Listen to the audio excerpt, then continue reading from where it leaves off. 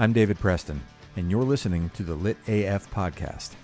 Join us each week for a tour through the literary classics like you have never heard them before. Each season is a new book, and each episode is a new way of thinking about it. If you'd like more information about becoming a sponsor or a member of the Lit AF community, which will enable you to attend live streams with authors, get discounts on merchandise, participate in community forums, and even determine what I read next, come find us on the web at litafpodcast.com. Hi, and welcome to the Lit AF podcast. I'm David Preston, and this is Season 5, Episode 3. Today we're reading Chapter 1 of Oscar Wilde's The Picture of Dorian Gray. The studio was filled with the rich odor of roses, and when the light summer winds stirred amidst the trees of the garden, there came through the open door the heavy scent of the lilac, or the more delicate perfume of the pink flowering thorn. From the corner of the divan of Persian saddlebags on which he was lying, smoking as was his custom, innumerable cigarettes, Lord Henry Wotten could just catch the gleam of the honey-sweet and honey-colored blossoms of a laburnum, whose tremulous branches seemed hardly able to bear the burden of a beauty so flame-like as theirs. And now and then, the fantastic shadows of birds in flight flitted across the large tussore silk curtains that were stretched in front of the huge window, producing a kind of momentary Japanese effect, and making him think of those pallid, jade-faced painters of Tokyo who, through the medium of an art that is necessarily immobile, seek to convey the sense of swiftness and motion.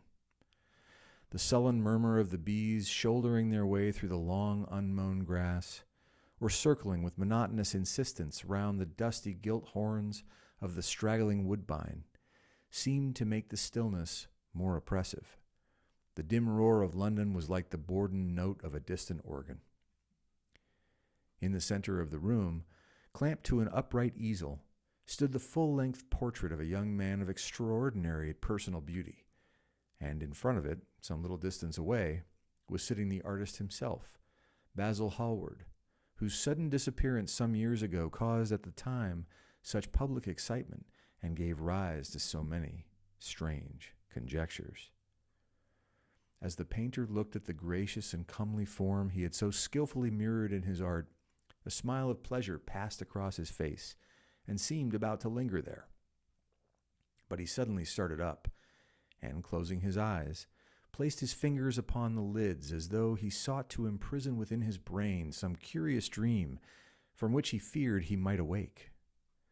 "It is your best work, Basil, the best thing you have ever done," said Lord Henry languidly. "You must certainly send it next year to the Grosvenor. The Academy is too large and too vulgar. Whenever I have gone there, there have been either so many people that I have not been able to see the pictures, which was dreadful, or so many pictures that I have not been able to see the people, which was worse. The Grosvenor is really the only place." "I don't think I shall send it anywhere," he answered, tossing his head back in that odd way that used to make his friends laugh at him at Oxford. "No, I won't send it anywhere." Lord Henry elevated his eyebrows and looked at him in amazement through the thin blue wreaths of smoke that curled up in such fanciful whorls from his heavy, opium-tainted cigarette. "Not send it anywhere? My dear fellow, why? Have you any reason? What odd chaps you painters are.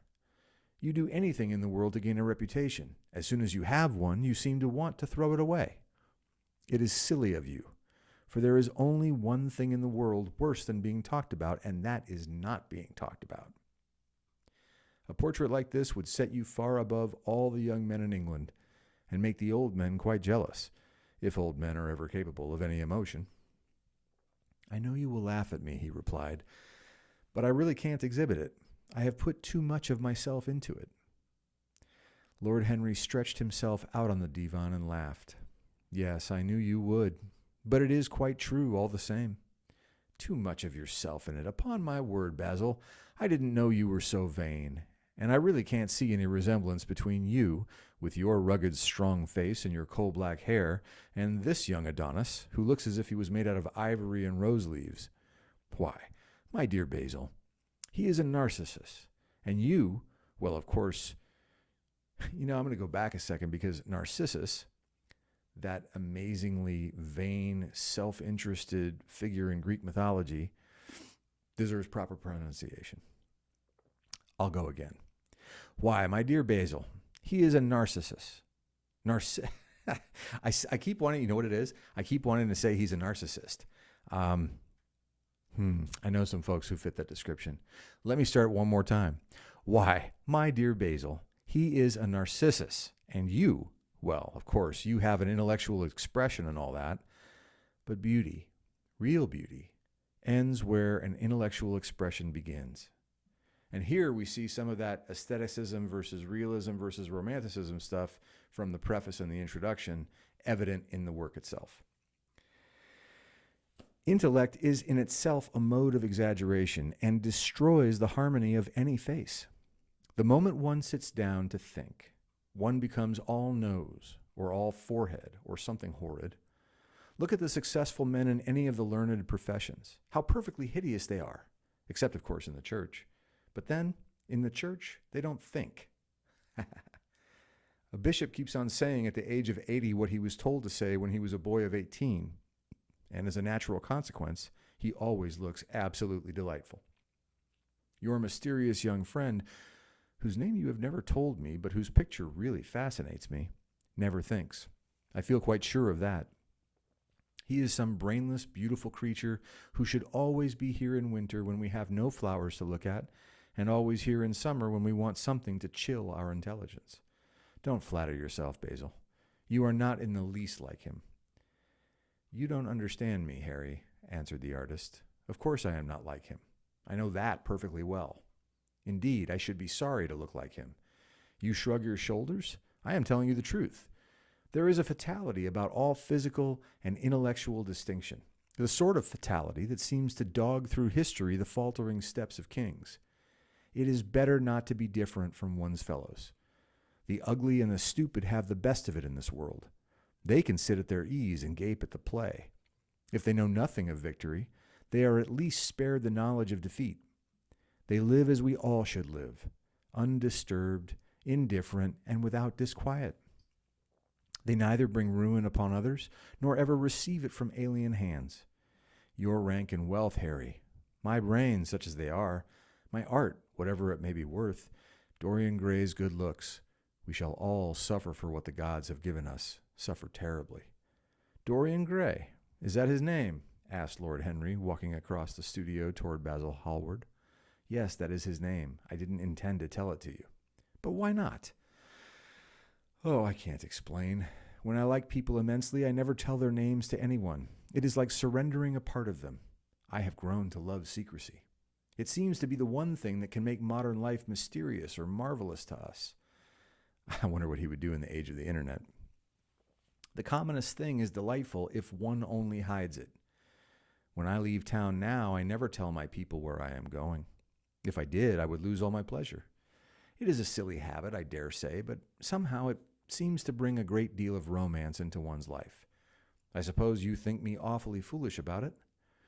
Not at all, answered Lord Henry. Not at all, my dear Basil. You seem to forget that I am married, and the one charm of marriage is that it makes a life of deception absolutely necessary for both parties. Should I tell my wife about this passage?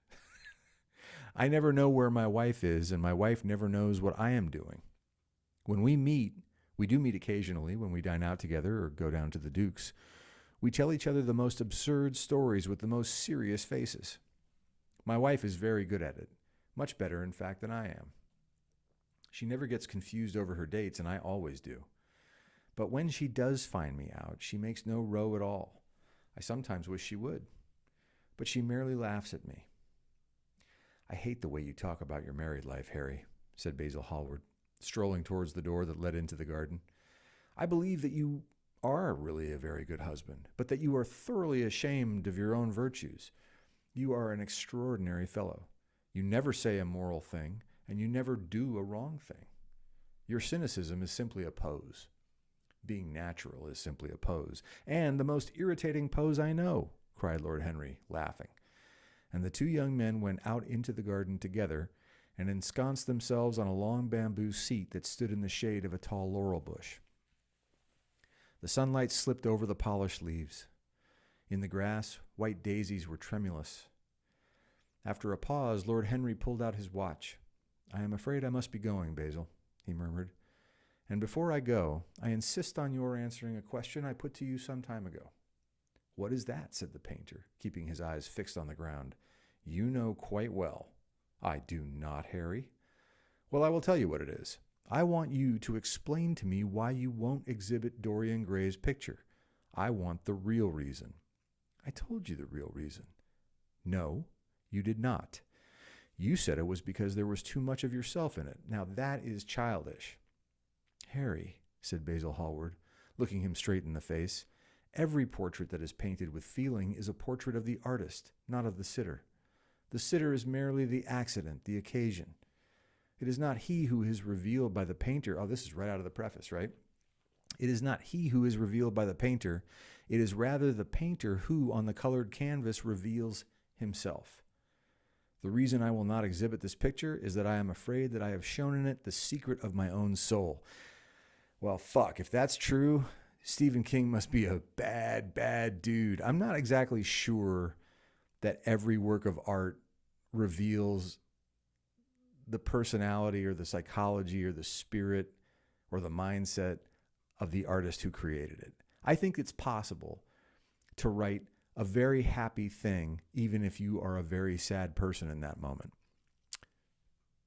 But that's one of those things we can debate on a different day. Lord Henry laughed. "And what is that?" he asked, the secret of his soul. "I will tell you," said Hallward, but an expression of perplexity came over his face. "I am all expectation, Basil," continued his companion, glancing at him. "Oh, there really is very little to tell, Harry," answered the painter, "and I am afraid you will hardly understand it. Perhaps you will hardly believe it." Lord Henry smiled, and leaning down, plucked a pink-petaled daisy from the grass and examined it. "I am quite sure I shall understand it," he replied, gazing intently at the little golden white-feathered disc. "And, as for believing things, I can believe anything, provided that it is quite incredible." The wind shook some blossoms from the trees, and the heavy lilac blooms, with their clustering stars, moved to and fro in the languid air. A grasshopper began to chirrup by the wall, and like a blue thread, a long, thin dragonfly floated past on its brown gauze wings. Lord Henry felt as if he could hear Basil Hallward's heart beating, and wondered what was coming. "The story is simply this," said the painter after some time. "2 months ago I went to a crush at Lady Brandon's. You know we poor artists have to show ourselves in society from time to time, just to remind the public that we are not savages. With an evening coat and a white tie, as you told me once, anybody, even a stockbroker, can gain a reputation for being civilized. Well, after I had been in the room about 10 minutes talking to some huge overdressed dowagers and tedious academicians, I suddenly became conscious that someone was looking at me. I turned halfway round and saw Dorian Gray for the first time. When our eyes met, I felt that I was growing pale. A curious sensation of terror came over me. I knew that I had come face to face with someone whose mere personality was so fascinating that if I allowed it to do so, it would absorb my whole nature, my whole soul, my very art itself. I did not want any external influence in my life. You know yourself, Harry, how independent I am by nature. I have always been my own master, had at least always been so till I met Dorian Gray. But I don't know how to explain it to you. Something seemed to tell me that I was on the verge of a terrible crisis in my life. I had a strange feeling that fate had in store for me exquisite joys and exquisite sorrows. I grew afraid and turned to quit the room. It was not conscience that made me do so. It was a sort of cowardice. I take no credit to myself for trying to escape. Conscience and cowardice are really the same things, Basil. Is it Basil or Basil? This has been bothering me the whole time. Somebody send me an email. I'm going to look it up too. Conscience is the trade name of the firm. That is all. I don't believe that, Harry, and I don't believe you do either. However, Whatever was my motive, and it may have been pride, for I used to be very proud, I certainly struggled to the door. There, of course, I stumbled against Lady Brandon. "You are not going to run away so soon, Mr. Hallward," she screamed out. You know her curiously shrill voice? "Yes, she is a peacock in everything but beauty," said Lord Henry, pulling the daisy to bits with his long, nervous fingers. "I could not get rid of her. She brought me up to royalties and people with stars and garters and elderly ladies with gigantic tiaras and parrot noses. She spoke of me as her dearest friend. I had only met her once before. But she took it into her head to lionize me. I believe some picture of mine had made a great success at the time, at least had been chattered about in the penny newspapers, which is the 19th century standard of immortality. Suddenly I found myself face to face with the young man whose personality had so strangely stirred me. We were quite close, almost touching. Our eyes met again. It was reckless of me, but I asked Lady Brandon to introduce me to him. Perhaps it was not so reckless after all. It was simply inevitable. We would have spoken to each other without any introduction. I am sure of that. Dorian told me so afterward. He too felt that we were destined to know each other. "And how did Lady Brandon describe this wonderful young man?" asked his companion. "I know she goes in for giving a rapid precis of all her guests. I remember her bringing me up as a truculent and red-faced old gentleman covered all over with orders and ribbons, and hissing into my ear in a tragic whisper, which must have been perfectly audible to everybody in the room, the most astounding details. I simply fled. I like to find out people for myself. But Lady Brandon treats her guests exactly as an auctioneer treats his goods. She either explains them entirely away or tells one everything about them except what one wants to know." "Poor Lady Brandon, you are hard on her, Harry," said Hallward listlessly. "My dear fellow, she tried to found a salon and only succeeded in opening a restaurant. How could I admire her? But tell me, what did she say about Mr. Dorian Gray?" "Oh, something like, charming boy. Poor dear mother and I absolutely inseparable. Quite forget what he does. Afraid he doesn't do anything. Oh, yes, he plays the piano. Or is it the violin, dear Mr. Gray? Neither of us could help laughing, and we became friends at once." "Laughter is not at all a bad beginning for a friendship, and it is far the best ending for one," said the young lord, plucking another daisy. Hallward shook his head. "You don't understand what friendship is, Harry," he murmured. "Or what enmity is, for that matter. You like everyone. That is to say, you are indifferent to everyone." "How horribly unjust of you," cried Lord Henry, tilting his hat back and looking up at the little clouds that, like raveled skeins of glossy white silk, were drifting across the hollowed turquoise of the summer sky. "Yes, horribly unjust of you. I make a great difference between people. I choose my friends for their good looks, my acquaintances for their good characters, and my enemies for their good intellects.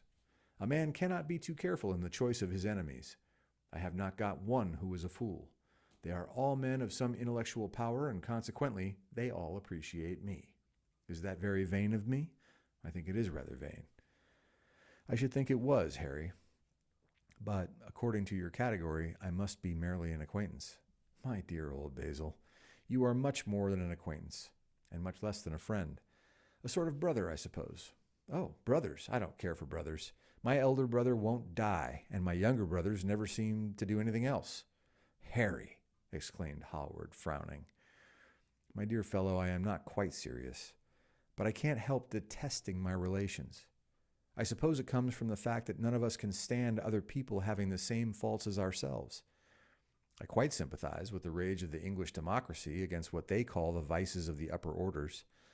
The masses feel that drunkenness, stupidity, and immorality should be their own special property, and that if any one of us makes an ass of himself, he is poaching on their preserves. When poor Southwark got into the divorce court, their indignation was quite magnificent. And yet, I don't suppose that 10% of the proletariat live correctly." "I don't agree with a single word that you have said, and what is more, Harry, I feel sure that you don't either."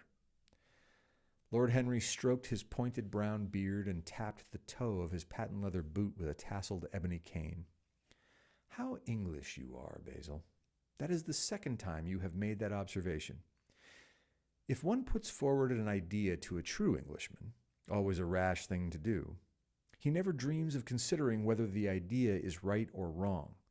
The only thing he considers of any importance is whether one believes it oneself. Now, the value of an idea has nothing whatsoever to do with the sincerity of the man who expresses it, again revealing Oscar Wilde's own conversation about art and artist. I'll repeat that. Now, the value of an idea has nothing whatsoever to do with the sincerity of the man who expresses it. Indeed, the probabilities are that the more insincere the man is, the more purely intellectual will the idea be, as in that case it will not be colored by either his wants, his desires, or his prejudices. However, I don't propose to discuss politics, sociology, or metaphysics with you. I like persons better than principles, and I like persons with no principles better than anything else in the world. Tell me more about Mr. Dorian Gray. How often do you see him? Every day. I couldn't be happy if I didn't see him every day. He is absolutely necessary to me. How extraordinary. I thought you would never care for anything but your art. He is all my art to me now, said the painter gravely. I sometimes think, Harry, that there are only two eras of any importance in the world's history. The first is the appearance of a new medium for art, and the second is the appearance of a new personality for art also. What the invention of oil painting was to the Venetians, the face of Antinous was to late Greek sculpture, and the face of Dorian Gray will someday be to me. It is not merely that I paint from him, draw from him, sketch from him. Of course, I have done all that. But he is much more to me than a model or a sitter. I won't tell you that I am dissatisfied with what I have done of him, or that his beauty is such that art cannot express it. There is nothing that art cannot express, and I know that the work that I have done since I met Dorian Gray is good work. It's the best work of my life. But in some curious way, I wonder, will you understand me? His personality has suggested to me an entirely new manner in art, an entirely new mode of style. I see things differently. I think of them differently. I can now recreate life in a way that was hidden from me before. A dream of form in days of thought. Who is it that says that? I forget. But it is what Dorian Gray has been to me. The merely visible presence of this lad, for he seems to me little more than a lad, though he is really over 20. His merely visible presence, I wonder, can you realize all that that means? Unconsciously, he defines for me the lines of a fresh school, a school that is to have in it all the passion of the romantic spirit, all the perfection of the spirit that is Greek, the harmony of soul and body, how much that is.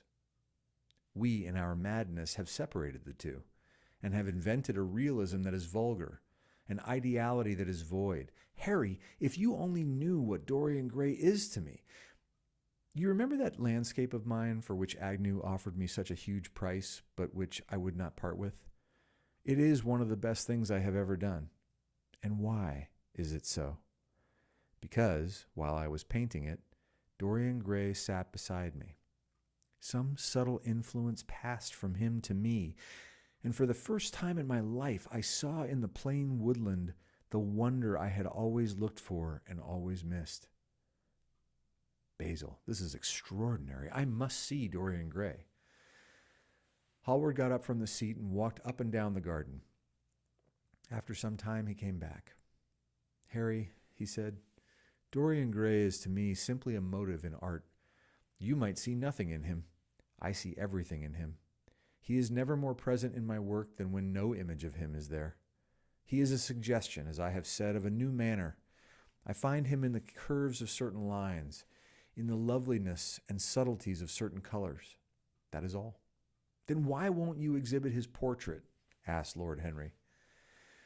Because, without intending it, I have put into it some expression of all this curious artistic idolatry, of which, of course, I have never cared to speak to him. He knows nothing about it. He shall never know anything about it. But the world might guess it, and I will not bare my soul to their shallow prying eyes. My heart shall never be put under their microscope. There is too much of myself in the thing, Harry, too much of myself. Poets are not so scrupulous as you are. They know how useful passion is for publication. Nowadays, a broken heart will run to many editions. I hate them for it, cried Hallward. An artist should create beautiful things, but should put nothing of his own life into them. We live in an age where men treat art as if it were meant to be a form of autobiography. We have lost the abstract sense of beauty. Someday I will show the world what it is, and for that reason, the world shall never see my portrait of Dorian Gray. I think you are wrong, Basil, but I won't argue with you. It is only the intellectually lost who ever argue. Tell me, is Dorian Gray very fond of you? The painter considered for a few moments. He likes me, he answered after a pause. I know he likes me. Of course, I flatter him dreadfully. I find a strange pleasure in saying things to him that I know I shall be sorry for having said. As a rule, he is charming to me, and we sit in the studio and talk of 1,000 things. Now and then, however, he is horribly thoughtless, and seems to take a real delight in giving me pain.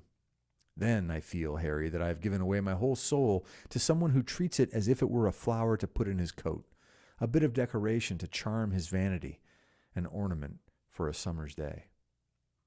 Days in summer, Basil, are apt to linger, murmured Lord Henry. Perhaps you will tire sooner than he will. It is a sad thing to think of, but there is no doubt that genius lasts longer than beauty. That accounts for the fact that we all take such pains to overeducate ourselves. In the wild struggle for existence, we want to have something that endures, and so we fill our minds with rubbish and facts in the silly hope of keeping our place. The thoroughly well-informed man, that is the modern ideal.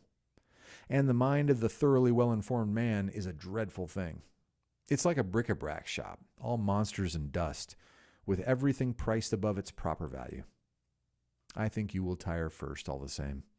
Some day you will look at your friend, and he will seem to you to be a little out of drawing, or you won't like his tone of color or something.